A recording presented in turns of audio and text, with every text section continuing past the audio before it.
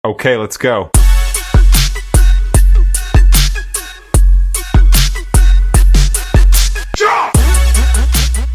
Kita hidup di dua dunia. Dunia di mana jari kita bisa memesan makanan dalam hitungan detik, dan dunia di mana jiwa kita mencari ketenangan yang abadi. Abad 21 memberi kita MRT, LRT, dan kecerdasan buatan. Tapi pertanyaannya, di mana posisi Tuhan di tengah kabel-kabel optik ini? Halo semuanya, sering gak sih kalian dengar anggapan kalau orang yang pintar sains itu biasanya kurang beriman? Hari ini kita akan membahas topik yang sangat penting. Banyak yang bilang iman itu buta dan sains itu nyata. Padahal Albert Einstein pernah berkata, ilmu pengetahuan tanpa agama adalah lumpuh. Agama tanpa ilmu pengetahuan adalah buta. Ilmu pengetahuan sebenarnya adalah cara manusia membaca tanda tangan Tuhan di alam semesta. Saat kita mempelajari fisika, kita sedang mempelajari hukum yang Tuhan tetapkan. Saat dokter menemukan obat, maka menggunakan akal pemberian Tuhan untuk merawat ciptaannya. Jadi, menuntut ilmu setinggi langit bukan berarti menjauh dari Tuhan. Justru, semakin dalam kita tahu betapa rumitnya alam semesta ini, semakin kita sadar betapa hebatnya Sang Pencipta. Mari kita lihat sekeliling kita. MRT, LRT, kereta cepat, ini bukan sekedar tumpukan besi berjalan. Teman-teman, lihat teknologi transportasi ini. Dulu perjalanan butuh waktu berhari-hari, cuma hitungan menit. Dalam kacamata iman, teknologi ini adalah sarana untuk mempermudah hidup manusia. Efisiensi waktu berarti kita punya lebih banyak waktu untuk keluarga, untuk bekerja, dan untuk beribadah. Listrik yang menerangi gereja, mikrofon yang mengumandangkan doa, aplikasi Alkitab di HP kita, semuanya adalah produk Iptek. Tuhan memberikan hikmat kepada manusia untuk menciptakan ini semua, agar kita bisa menjadi pengelola bumi yang baik. Namun, kita tidak boleh naif. Ilmu pengetahuan tanpa dasar iman bisa menjadi monster. Nuklir bisa jadi energi, tapi bisa juga jadi bom. Internet bisa menyatukan, tapi juga bisa memecah belah lewat hoax. Disinilah peran iman. Iman memberi kita kompas moral. Iman memberitahu kita mana yang boleh, mana yang tidak.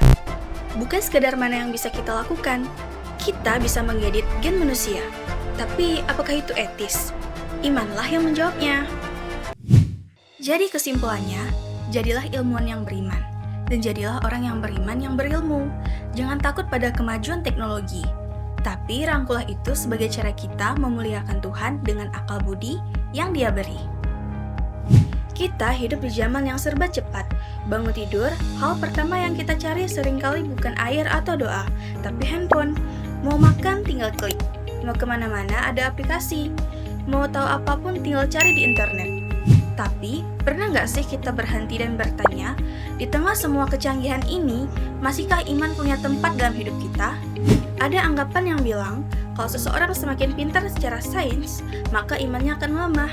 Sebaliknya, kalau seseorang sangat beriman, katanya dia akan menolak ilmu pengetahuan. Padahal, kalau kita pikir lebih dalam, ilmu pengetahuan lahir dari rasa ingin tahu, dan rasa ingin tahu itu adalah anugerah Tuhan. Artinya, berpikir kritis bukan tanda kurang iman, justru itu bentuk syukur kita atas akal yang diberikan. Semakin kita mempelajari alam semesta, semakin kita sadar betapa luar biasanya keteraturan yang ada. Dari pergerakan planet hingga sel terkecil dalam tubuh kita. Ilmu membuka mata kita, iman menenangkan hati kita. Ilmu menjawab pertanyaan bagaimana, sedangkan iman menjawab untuk apa. Teknologi hadir untuk mempermudah kehidupan manusia. Transportasi semakin cepat, pengobatan semakin canggih, dan komunikasi semakin mudah. Bahkan, dalam kehidupan beragama, teknologi membantu kita. Aplikasi kitab suci, kajian online, donasi digital, semuanya membuat kebaikan lebih mudah dan dijangkau. Dalam kacamata iman, teknologi bukan musuh. Teknologi adalah alat. Masalah muncul ketika teknologi bukan lagi alat, tapi menjadi pusat hidup kita. Kita scroll tanpa sadar, waktu habis, tapi hati tetap kosong. Disinilah iman berperan. Iman mengajarkan pengendalian diri, bahwa tidak semua yang bisa kita lakukan harus kita lakukan. Di media sosial, setiap orang punya suara, tapi tidak semua suara membawa kebaikan. Ilmu mengajarkan kita berpikir kritis, memeriksa kebenaran informasi. Iman mengajarkan kita berbicara dengan kasih dan tanggung jawab. Karena satu kalimat yang kita tulis bisa berdampak besar bagi orang lain.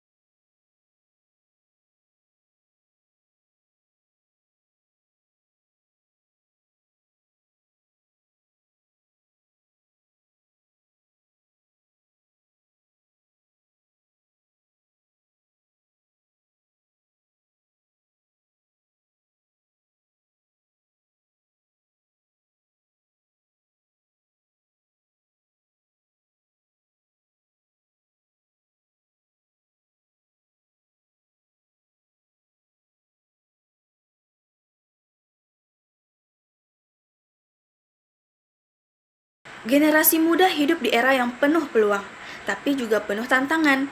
Bukan hanya dituntut pintar, tapi juga kuat secara mental dan spiritual. Ilmu membuat kita kompeten, iman membuat kita berkarakter. Iman tanpa ilmu bisa membuat kita tertutup. Ilmu tanpa iman bisa membuat kita kehilangan arah.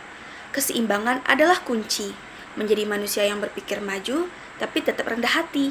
Jadi, iman dan ilmu bukanlah dua hal yang saling bertentangan. Mereka saling melengkapi. Iman membimbing, ilmu menguatkan, dan teknologi melayani. Gunakan akal untuk berpikir, gunakan iman untuk menilai.